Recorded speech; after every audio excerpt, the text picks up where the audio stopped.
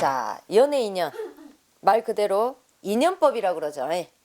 인연법과 결혼법에 있어서는 조금 차이가 있어요. 인연법은 쉽게 얘기해서 인연법이라는 거는 내가 누가 만나라고 해서 만나지나? 우리가 그러잖아. 상담을 하면서 점사를 보면서 너 내년에 인연법 들어올 것 같아.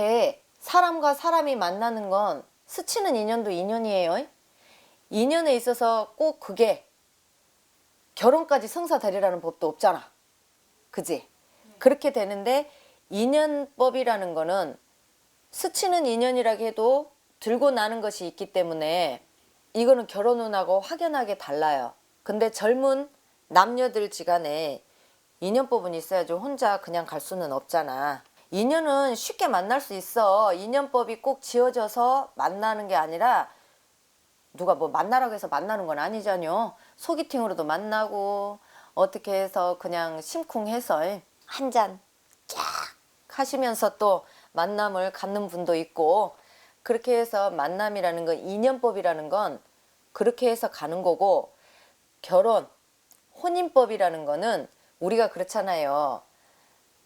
이 인연법에서 업그레이드 된 거예요. 인연과 인연이 만났어. 만났는데 결혼법이라는 건 너와 내가 좋다고 해서 둘이만 좋다고 해서 결혼할 수 있는 건 아니잖아. 지방과 지방과의 결합이죠. 그러니까 살아생전에 인연을 짓고 가는 한 쌍이 봤을 때는 시가 쪽, 친정 쪽 이렇게 있잖아요. 해가지고 양쪽으로 이렇게 인연을 짓고 결혼식장을 딴따따다 지인들 모셔놓고 일가 친척들 모셔놓고 그렇게 가는 것처럼 조상과 조상이 만나는 혼인법이 열리는 해가 있어. 나이띠별로.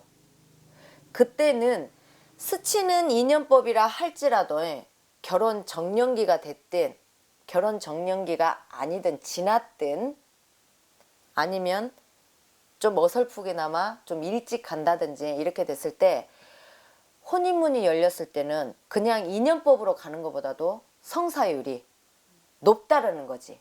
결혼까지 가는 게 8, 90%가 돼. 근데 혼인법이 안 들어왔을 때 결혼을 하신 분들 보면 이별이 많아. 전체적으로 놓고 보면. 그러기 때문에 우리네가 봤을 때 이제 요즘에는 다 늦게 결혼하는 추세잖아.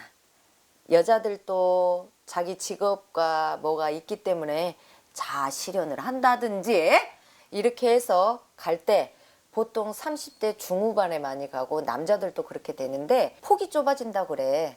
남자 여자가 공통적으로 상담을 하면서 물어볼 때 나이가 먹어가니까 갈수록 만남의 기회가 좁아져요 라고 얘기를 해. 그랬을 때 저는 정말 결혼할 수 있을까요? 인연을 만날 수 있을까요가 아니라 그때는 이제 결혼할 사람을 물어보는 거잖아. 그렇기 때문에 혼인법을 우리가 봐주지.